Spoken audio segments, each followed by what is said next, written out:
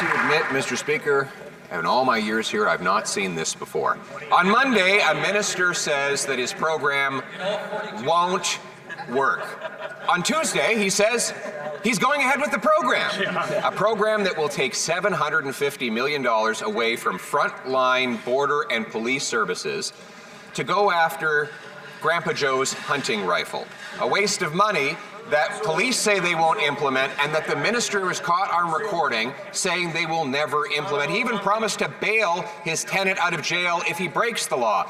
When will the Prime Minister fire this minister? Mr. Speaker, let's be clear. If Grandpa Joe is using AR-15s to go hunting, I think we have to have a much more serious conversation about hunting. What we're going forward, Mr. Speaker, are 2,500 prohibited weapons, AR-15s that are killing people around the world, including those in mass casualty incidents in Canada, Mr. Speaker. If the Leader of the Opposition wants to have a real conversation about crime, he also has to have a real conversation about guns, Mr. Speaker. Mr. Speaker, that minister did have a real conversation about guns. He was caught on tape admitting that his program won't work because it will go after legitimate hunters and sport shooters rather than after the 80% of guns that are used in crime which come illegally across the border. He admits that his $750 million program won't work. He offered to bail his tenant out of jail if he breaks the rules. He lost track of 6,000 foreign criminals in our country. He admits he doesn't know what a gun license is. More than half of Canadians don't feel safe under his watch. Will the Prime Minister do the only thing that will secure our country and fire this incompetent minister? If you're serious about public safety, if you're not serious about gun crime, my honourable colleague on the other side of the House raises concerns about the illegal flow of guns across the border. When he was in government, he made cuts that made it easier for illegal guns to come across the border. Mr. Speaker, we're going to be adding 1,000 officers at the border. He also has campaigned on a commitment to legalize assault-style weapons and claims they're used for hunting. There are hunters in my community I'd love to introduce them to. They don't shoot deer with AR-15s. Mr. Speaker, it seems the Liberal strategy is to say that the public safety minister is not incompetent enough to be fired because they have, by comparison, an even more incompetent minister of justice. I guess everything is relative, Mr. Speaker. And I'm glad that to prove his incompetence, I'm glad he brought up the issue of border security, because we asked the government in an order paper question last week whether they'd keep their promise on 1,000 new border guards. They got back saying not only have they not hired the 1,000 more, they have no plans to do so. More incompetence from this public safety minister. When will the Prime Minister fire him? Mr. Speaker, with respect to the commitment to hire 1,000 officers at the border, I would point my honourable colleague opposite to the election campaign platform that Canadians across the country, including of the riding of Carleton, supported to make sure that we would defend our border against the flow of illegal guns and drugs into Canada. Mr. Speaker, for years I have watched Conservatives brush away gun crime as something that's completely unserious, pretending that it's only law-abiding people who shoot guns in this country. The fact is there are criminals who shot innocent people. We are going to do something about it. The Honourable Leader of the Opposition. Mr. Speaker, is incredible. Only that minister who ruined the immigration system, that ruined the housing market, could simultaneously repeat a promise while breaking it. Right. It was last week that the Liberal promise of another, yes, that's right, a Liberal promise is a prop. The Honourable Member knows that he can't use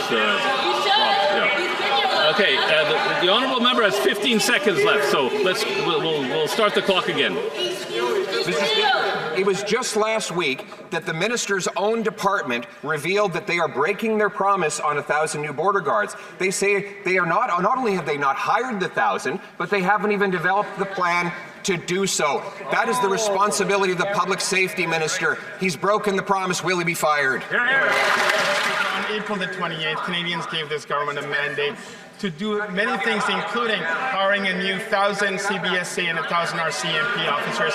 I'm sorry, Mr. Speaker. It's obvious that the Leader of the Opposition doesn't understand the hiring process, nor the plan and the work that goes into hiring these 1,000 exceptional men and women who are going to serve this country. I want to take this opportunity, Mr. Speaker, to welcome the leader back into the House, but also ask him, maybe this is time for him to take his security clearances so he can actually do his job properly.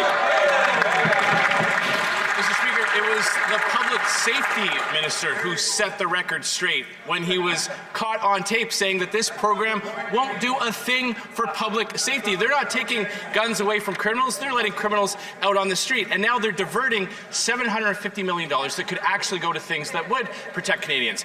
That's money being diverted away from the border where illegal guns and drugs could be stopped. It's $750 million that's not going to new border agents to deport foreign criminals. Mr. Speaker, why won't this Prime Minister just do the right thing and fire this incompetent public safety minister? Merci, Monsieur le Président. I'll try in English. Maybe you will understand a bit more. That program is to remove in the hands of Canadians firearms that are designed to kill people, not for hunting. And it is not a waste of money because Canadians want those firearms out of the street. They voted for us. We said we will do that. We will do that. Mr. Speaker, the truth came out a few days ago. He knows the gun grab will fail. He was caught on tape admitting it will blow the budget and that it'd be better to lock up criminals committing the crimes. Sorry, Minister, your words were not misguided. They were the truth.